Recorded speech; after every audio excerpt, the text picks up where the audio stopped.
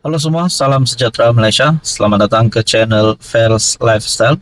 Isu hangat hari ini yang saya nak kongsikan kepada anda sudah pasti tular di media sosial, di mana-mana platform media sosial, YouTube, Facebook, Google Chrome, WhatsApp, dan di mana juga menyebut berkaitan dengan isu stalking kekemat, yaitu yang tertera kalimah Allah.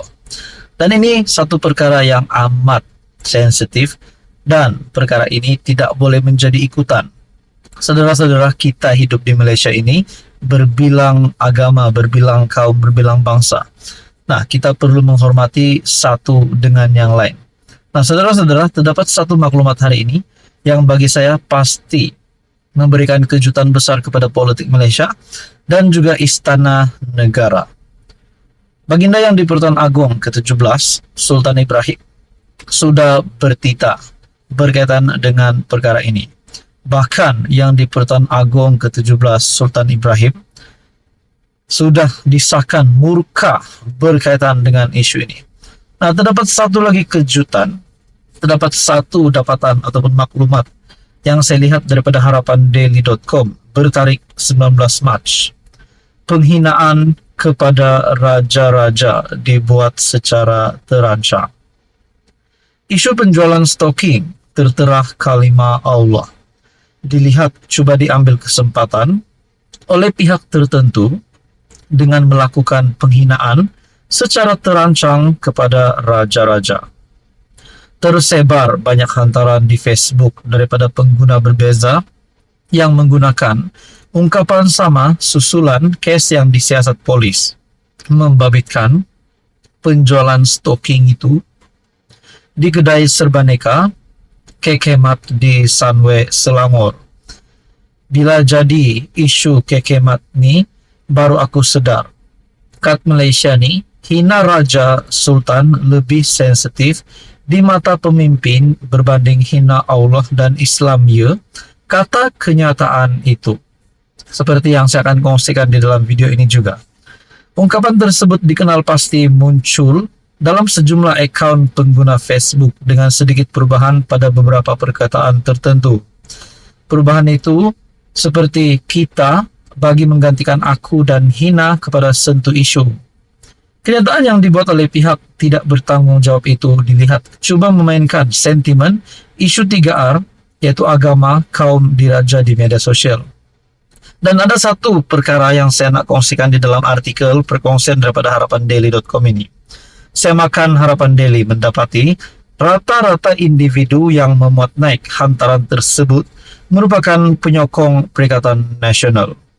Malah, ada individu yang memegang jawatan dalam Pemuda PAS dan pengarah Penaziran Sekolah Rendah Integrasi Teras Islam SRITI Malaysia, kendalian sayap pemuda Parti Pembangkang itu.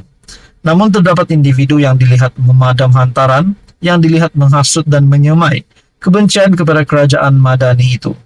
Nah, tuan-tuan dan puan yang amat dihormati, adakah dengan ini seperti laporan ataupun kenyataan daripada Harapan Daily yang menyatakan rata-rata individu yang memuat naik hantaran tersebut merupakan penyokong PN, dan juga ada individu yang memegang jawatan dalam Pemuda PAS.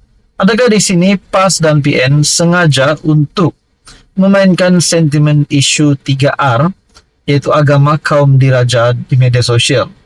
Tuan-tuan dan puan, sudah pasti perkara ini amat sensitif. Di dalam laporan ataupun artikel daripada Harapan Daily juga menyebut siasatan PDRM berhubung kebiadaban penjualan stalking berkalimah Allah itu bertumpu kepada vendor atau pengedar produk berkenaan ke pasaran. Timbalan Menteri Dalam Negeri Datuk Seri Dr. Syamsul Anwar Nasarah memberitahu Dewan Rakyat bahawa satu kertas siasatan telah dibuka di bawah Seksyen 298A Kanun Keseksaan dan Seksyen 233 Akta Komunikasi dan Multimedia 1998. Nah, saudara-saudara, adakah di sini penyokong PN dan juga PAS yang membuat kenyataan ini sebenarnya sengaja untuk memainkan sentimen isu 3R? Dan adakah mereka ini sehingga boleh disiasat berkaitan dengan isu ini?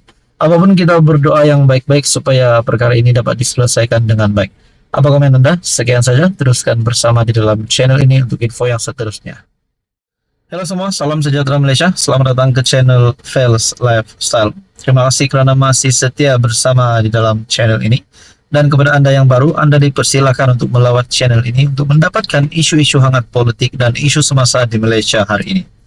Saudara-saudara, berkaitan dengan satu isu yang tular hari ini, berkaitan dengan isu stalking yang tertera kalimat Allah. Ini menimbulkan banyak pandangan, bahkan kecaman terhadap KK Mat. Ada sehingga gesaan untuk memboikot KK Mat. Namun saudara-saudara, sudah pasti kita di Malaysia ini berbilang kaum, berbilang agama dan bangsa perlu menghormati di antara satu sama yang lain. Nah, saudara-saudara, ini satu berita susulan yang pasti menggemparkan ramai. Artikel daripada Malaysia Kini berkongsi, isu stalking, Tunku Mahkota Ismail ucap syabas pada MAINJ Polis bertarik Mac 20. Pemangku Sultan Johor, Tunku Mahkota Ismail Sultan Ibrahim, mengucapkan syabas kepada Majlis Agama Islam Negeri Johor dan Polis Diraja Malaysia atas tindakan yang telah diambil berhubung isu penjualan stalking tertera kalimat Allah yang tular baru-baru ini. Syabas Majlis Agama Islam Negeri Johor dan Polis Diraja Malaysia Kontingen Johor sudah mengambil tindakan menurut hantaran di laman Facebook Pemangku Sultan Johor semalam. Terdahulu dalam satu kenyataan yang dikeluarkan, Pengerusi Jawatan Kuasa Hal Ehwal Agama Islam Negeri Johor, Muhammad Farid Muhammad Khalid, memaklumkan bahawa tindakan tegas dan hukuman yang seadilnya hendaklah dikenakan ke atas mereka yang bertanggungjawab mencemarkan kemuliaan nama Allah. Tambahan lagi, ia berlaku pada bulan Ramadan yang mulia. Saya akan memastikan segala kekuatan perundangan berdasarkan Undang-Undang Tubuh Kerajaan Johor 1895, juga Perlembagaan Persekutuan serta enakmen dan undang-undang yang berkuat kuasa ketika ini dapat dikuatkuasakan bagi membawa pihak yang bertanggung jawab ke muka pengadilan yang sewajarnya, katanya. Sementara itu, Ketua Polis Johor, CPM Kumar, dalam kenyataan berasingan, berkata, pihak polis telah merampas 5 pasang stocking tertera kalimat Allah dalam satu serbuan dan pemeriksaan menyeluruh di sebuah kilang di Taman Perindustrian Sri Gading, Batu Pahat.